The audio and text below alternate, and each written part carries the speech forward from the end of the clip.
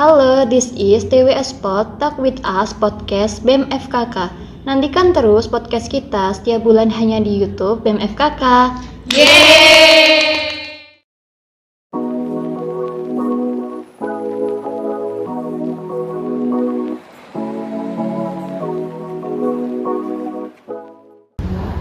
Halo Sobat FKK, welcome to TWS Pod Talk with Us Podcast bersama saya, Putri, selaku MC pada episode kali ini.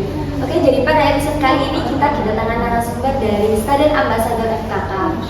Sebelumnya bisa perkenalkan terlebih dahulu dan juga menyapa Sobat FKK nih Kak.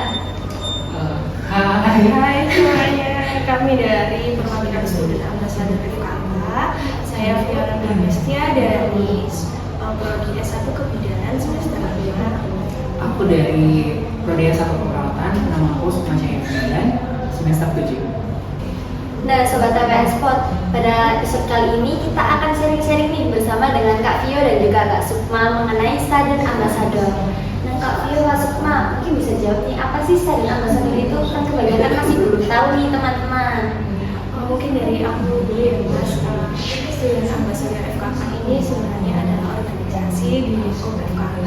Jadi organisasi ini tuh mewadahi kita mahasiswa FKK untuk mengembangkan bahasa kita, terutama bahasa Inggris, dan juga tentunya agar meningkatkan skill kita untuk bertemu dengan orang asing, kemudian berbicara dengan pihak eksternal, seperti itu sih. Kalau mungkin dari Mas ada. Kalau aku sih sebutnya gini ya, sebenarnya Student Ambassador ini kan salah satu organisasi yang bisa dibilang cukup baru ya, karena masih banyak mahasiswa yang mungkin belum kenal atau masih belum tahu gitu ya. Ya benar apa yang dikatakan Vio tadi, jadi Student Ambassador ini memang salah satu wadah buat kita as a mahasiswa, terutama di lingkup FKK itu sendiri, yang lebih banyak menghabiskan waktu untuk kegiatan internasional. Kalau misalkan mungkin Prodi S1 Keperawatan atau mungkin Prodi S1 Kebidanan ada tamu dari eksternal, misalkan dari luar negeri, itu biasanya yang membantu handle adalah kami seperti itu.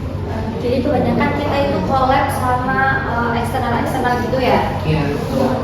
Nah kalau misalnya nih ada mahasiswa yang ingin menjadi bagian dari Student Ambassador, itu cara daftarnya apakah ada persyaratan khusus? Apalagi kan ini kita berbasis Inggris gitu ya istilahnya.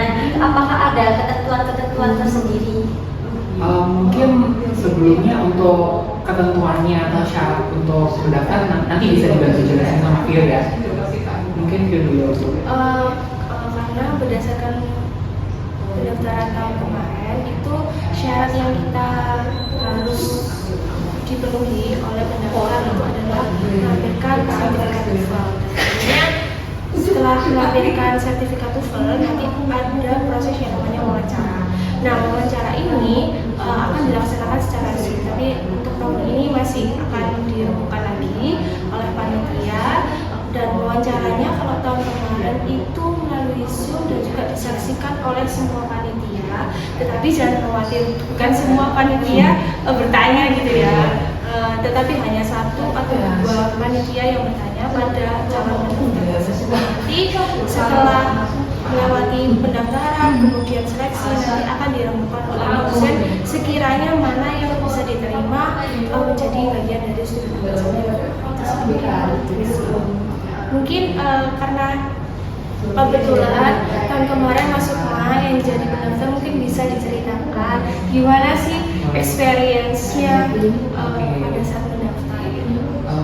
Jadi untuk experience pribadi ya, karena memang saya sendiri baru join di tahun 2024 dan kebetulan di tahun ini yang dibuka berapa Vio kemarin untuk kuotanya biasanya? Kuotanya itu nggak sampai 15. Iya, untuk kuota per tahun itu memang biasanya 10 sampai 15 orang. Nah kebetulan untuk tahun ini yang diterima ada sekitar 13 orang. Dan untuk pengalaman pribadi saya kemarin waktu seleksi kan pasti ada persyaratan berkas-berkas ya.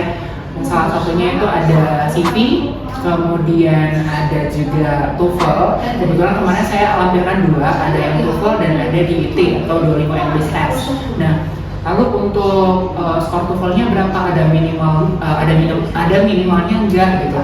Kalau kemarin sih punya saya sendiri kalau dari TOEFL 510, tapi kalau untuk DIT-nya 85. Nah, mungkin itu bisa jadi pertimbangan juga ya, Phil ya. Nah, kemudian selain dari TOEFL, sertifikat TOEFL atau DIT tadi, juga ada CV salah satunya. Nah, CV-nya ini ada formatnya pasti. Nah, dan untuk isinya apa aja ya sebenarnya sih sama aja seperti CV pada umumnya, hanya saja dia lebih menekankan di penggunaan bahasa Inggrisnya seperti itu. Baru nanti setelah kita upload berkas, kemudian ada info pengumuman untuk seleksi berkas selesai, kemudian kita lolos, baru kita lanjut ke tahap interviewnya atau di wawancara itu. Nah, kebetulan kalau tahun ini itu memang menggunakan Zoom, dan di dalam Zoom itu memang ada beberapa panitia, tapi yang fokus untuk memberikan pertanyaan itu hanya 2. Kebetulan waktu itu yang memberikan wawancara itu sama Mbak Jana dan Mbak Nisa Ramos kebetulan. Nah, saat itu diberikan beberapa pertanyaan kayak misalkan apa sih alasannya pengen join di Student Ambassador, kemudian apa sih kelebihan yang kita punya, terus kalau misalkan kita sudah join di Student Ambassador kira-kira apa ya, dedikasi apa yang mau kita berikan ke Student Ambassador seperti itu.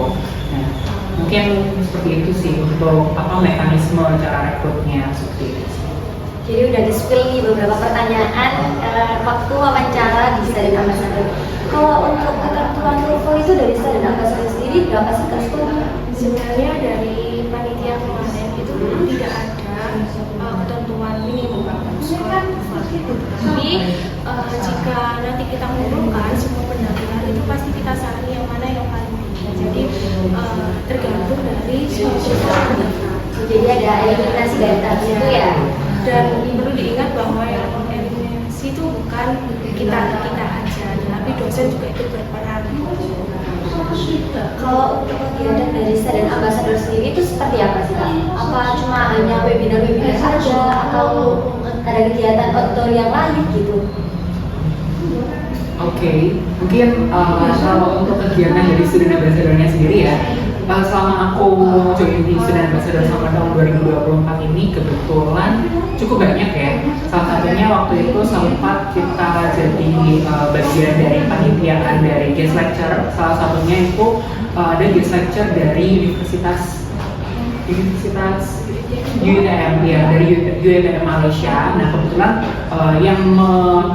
yang membantu istilahnya mengkoordinir ini itu ya pastinya dari teman-teman SA, kemudian dibantu juga dari SA dosen seperti itu dan kepanitiaan yang lain. Hanya saja mungkin untuk teman-teman Student Ambassador ini lebih dapat opportunity, misalkan kita bisa jadi MC, kita bisa membangun skill soft skill kita untuk public speaking ya yang utama. Kemudian yang pastinya kita juga dapat banyak relasi ya dari sana, apalagi dari luar negeri seperti itu. Kemudian ada juga selain guest lecture dari Malaysia, waktu itu sempat ada kalau nggak salah itu outdoor learning yang ada di zoo di Kebun Binatang Surabaya. Nah, kebetulan waktu itu ada beberapa mahasiswa dari luar negeri, ada yang dari Filipina, ada yang juga dari Thailand. Nah, jadi teman-teman Student Ambassador waktu itu sempat juga join untuk membantu beberapa dosen yang memang melaksanakan kegiatan belajar di luar di zoo waktu itu. Nah, kemudian kegiatan yang lain yang paling puncak ya untuk teman-teman SK ini kita adakan yang setiap tahun itu namanya nominal ya, nursing and midwifery International Student Forum. Nah, dan itu memang setiap tahun pasti diadakan seperti itu. Nah, nominal itu ada olimpiade karena kita lingkupnya ini nursing and midwife, jadi ya olimpiadanya itu di lingkup keperawatan dan juga kebidanan. Kemudian ada juga lomba seperti esai, lomba poster dan lain sebagainya seperti itu. Nah, setelah kegiatan kompetisi tadi kita tutup di acara puncak itu diadakan sebuah webinar internasional yang ber-SAP tentunya. Mungkin teman aja ya dari aku ini sharing-sharing juga. Jadi kalau dari pengalaman sendiri itu adalah kegiatannya itu adalah kita menjadi guide. Jadi misalkan kalau tahun kemarin itu ada kunjungan dari universitas daerah lain. Jadi kita harus membersamai selama mereka iya, jadi kemarin itu kami mendampingi mereka jalan-jalan ke Surabaya Tour. Jadi kami juga menceritakan apa aja yang ada di Surabaya, terus habis itu jajan bareng tentunya gitu. Jadi nggak hanya sama dosennya aja yang dekat, tapi sama anak-anaknya juga kita juga dekat. Terus habis itu kan terkadang itu ada teman saya yang itu ikut mendampingi ke Bromo dan juga dibiayai oleh kampus. Itu salah satu privilege yang kita didapat sih. dapatkan. Iya, Kita bisa belajar juga liburan gitu. iya, Betul, untuk termasuk betul tadi sekali. Surabaya itu tadi itu kita ditanggung oleh kampus. Gitu. Jadi kita nggak mengeluarkan satu sen pun uang untuk jajan, karena kita juga mendampingi sama mereka gitu. Kayak gitu. Terus habis itu kadang itu ya sama seperti yang diucapkan sama Mas Sukma itu ya kita mendampingi itu. Terus kadang kita memberi buatkan presentasi, buat sambutan mereka. Jadi ini sesuatu yang dengan bahasa Inggris, ya kita harus yang bisa mau nggak ngadepin. misalkan tahun kemarin itu ada yang dari Filipina, terus dia itu ada kendala minta surat domisili, itu kita juga harus ikut membantu. iya, karena kita kan warga asli sini, jadi kita harus benar-benar sikap untuk membantu mereka. Jadi banyak ya kegiatannya, dan itu nggak seputar hanya webinar. Soalnya kan orang-orang tahu kalau student ambassador itu cuma ngadain kayak seminar aja gitu ya, nggak terlihat lah istilahnya. Nah, kalau untuk kegiatan ambassador sendiri itu ada nggak yang bisa diikuti oleh mahasiswa UNSA yang lain? Kayak misal kayak di outdoor learning ya, itu bisa nggak kalau mahasiswa yang non student ambassador itu join gitu? Sebenarnya untuk yang outdoor learning itu dikhususkan hanya untuk student ambassador aja. Tapi untuk webinar seperti yang kunjungan naraswan yang Mas Sukma waktu dulu datang itu juga bisa didatangi gitu. Tapi dari Mas Sukma ada. Karena dulu waktu ada Naraswan University itu saya belum join dengan student ambassador ya. Nah jadi waktu itu kalau teman-teman SA ini kan memang menemani selama hampir 24 jam gitu bersama, karena memang benar-benar ditemani gitu ya dari aktivitas pagi, siang, sore kayak gitu. Nah tapi kalau waktu itu ya di tahun 2023 ya, nah itu karena saya masih belum join, jadi saya pengen nih apa ya istilahnya pengen juga nih bisa kenal sama teman-teman yang dari luar kayak gitu. Sebenarnya bisa asal kita tahu waktu aja. Misalkan oh mereka lagi ada kegiatan, ya sudah kita mungkin bisa bareng gitu. Tapi kalau misalkan sudah waktu istirahatnya mereka ya kita nggak bisa gitu. Itu sih yang. Tapi berarti kita masih bisa istilahnya bisa ngobrol atau bisa sharing bareng sama mereka gitu ya? Ya pasti itu. Kalau untuk sekedar ngobrol gitu pasti, karena kan kita juga ketemu di auditorium kadang, atau mungkin ada juga di kuliah bareng kan. Waktu itu sempat ada international class lah istilahnya seperti itu. Nah itu ada beberapa mahasiswa lokal juga yang sama kami dijadikan satu di dalam satu kelas seperti itu. Jadi kita belajarnya sama-sama begitu. Jadi seperti itu ya teman-teman.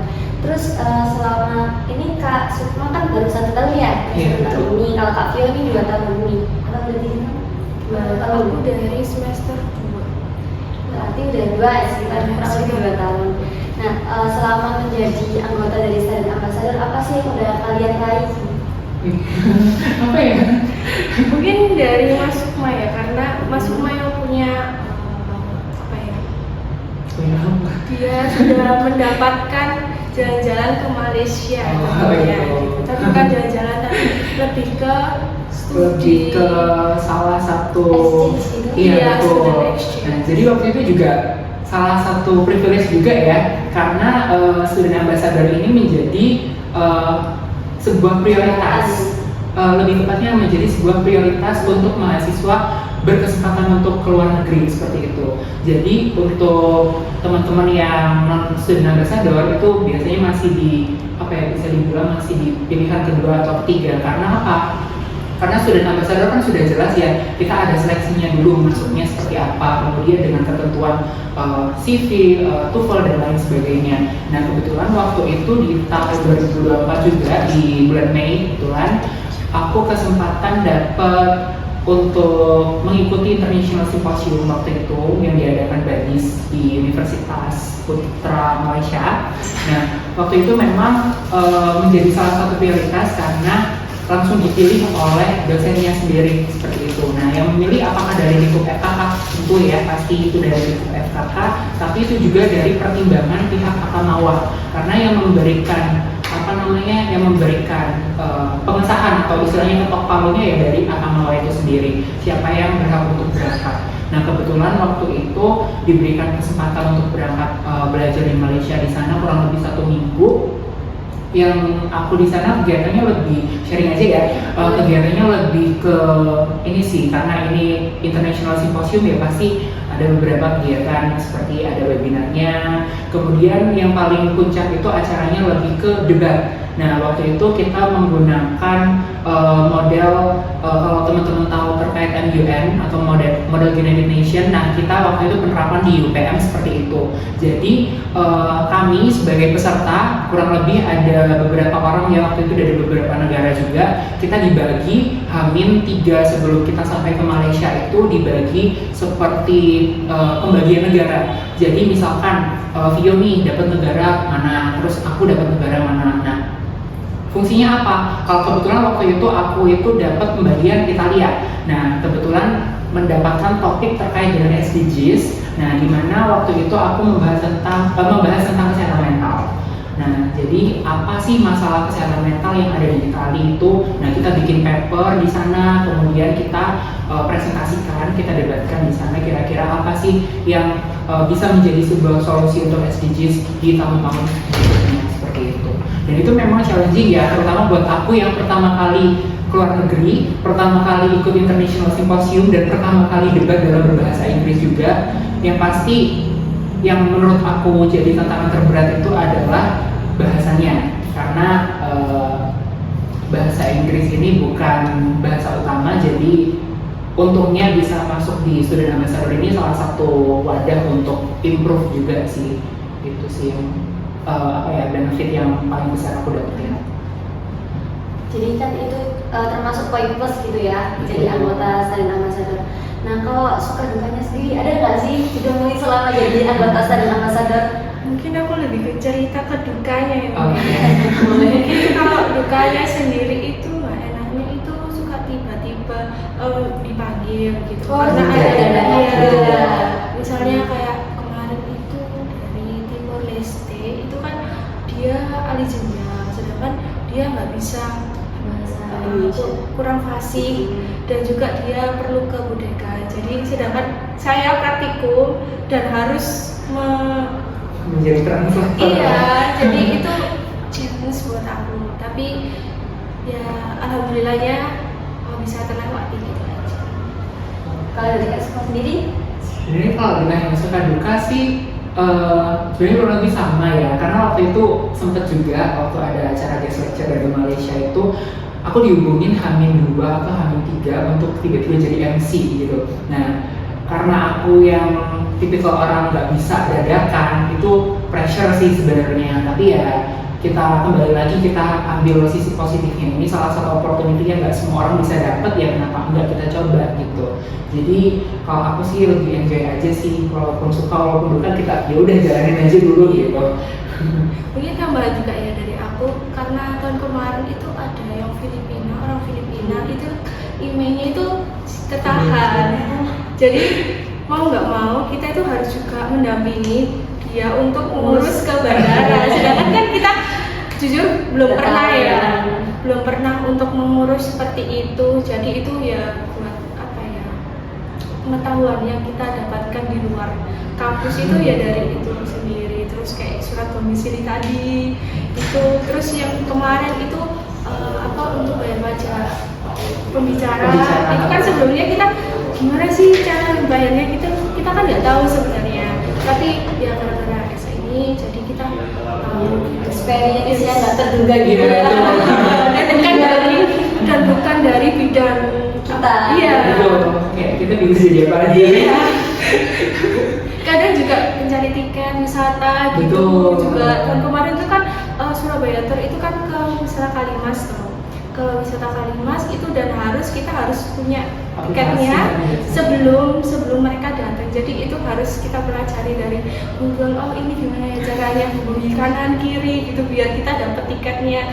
Ya itu sih sesuatu yang tidak kita dapatkan di kampus juga, betul. Nah, kalau jika ada teman-teman Unisa nih atau yang luar Unisa ingin tahu mengenai Student Ambassador, event-eventnya itu ada di sosmed apa sih Kak? Bisa di-spill mungkin?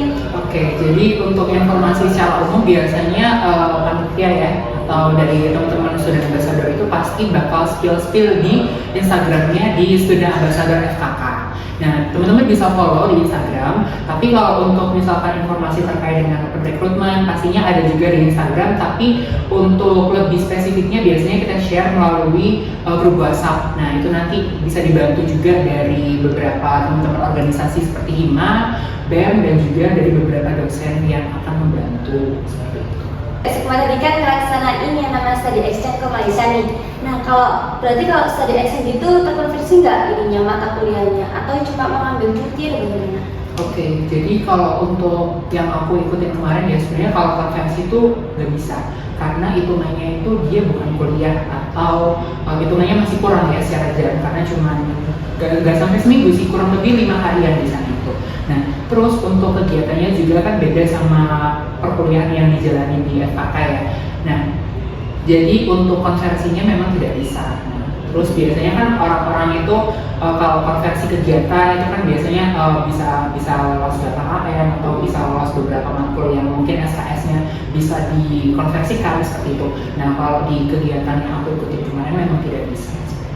Jadi seperti itu ya Kak Sekma, nggak bisa terkonversi ya teman-teman. Terus apakah ada kayak counter shock gitu tiba-tiba, kan itu cuma waktunya juga singkat ya, jadi kayak menyelesaikan diri kan juga harusnya lebih cepat bisa gitu. Oke, dan sebenarnya kalau ngomongin culture shock sih gak jauh beda sama Indonesia ya, cuman mungkin karena yang namanya aku juga pertama kali keluar negeri, terus negara yang aku kunjungi juga Malaysia yang sebenarnya 11-12 juga sama Indo, cuman waktu itu sempet di waktu dinner kan ada kegiatan sebelum simposium, kita ada dinner karena ada opening ceremony juga waktu itu. Ada satu makanan dia khas India kebetulan yang disajikan, itu yang aku bikin kurang bisa untuk nelan, kurang bisa untuk menerima. Sebenarnya kalau untuk dipaksa nelan bisa, cuman mungkin karena ini salah satu makanan yang pertama kali aku coba, terus makanan India kan rempahnya kaya banget toh. Nah, waktu itu ada bawang-bawangan yang cukup gede, sebenarnya aku suka bawang orangnya, tapi waktu itu tuh bener-bener yang strong banget sampai langsung keluar air mata gitu. Nah, jadi wih, gini ya makanannya gitu. Itu sih yang bikin culture shock pertama untuk dari makanan. Tapi kalau untuk yang lain-lain dari segi budaya atau segi yang lainnya enggak sih, biasa aja karena memang kita negaranya serumpun, Indonesia Malaysia hampir sama gitu. Itu sih. Oke, mungkin itu saja yang bisa kita sampaikan pada episode kali ini. Mungkin sebelum saya menutup podcast kali ini, ada pesan nggak buat teman-teman TBS seperti dari Kak Sekma sama Kak Fiong? Mungkin dari aku ya, jangan takut untuk ngomong bahasa Inggris karena pokoknya mereka paham dan apa yang kita obrolin dan sama-sama bisa menangkap artinya, jadi gak usah takut ngomong bahasa Inggris. Kalau dari aku sih mungkin selagi ada kesempatan coba aja, gak apa-apa, urusan salah belakangan. Ya baik, saya ucapkan terima kasih untuk Kak Sekma dan Kak Fio telah hadir pada podcast kali ini. Dan jangan lupa teman-teman untuk saksikan terus TBS Pod pada episode-episode berikutnya di BEM FKK YouTube-nya. Bye-bye. Dadah.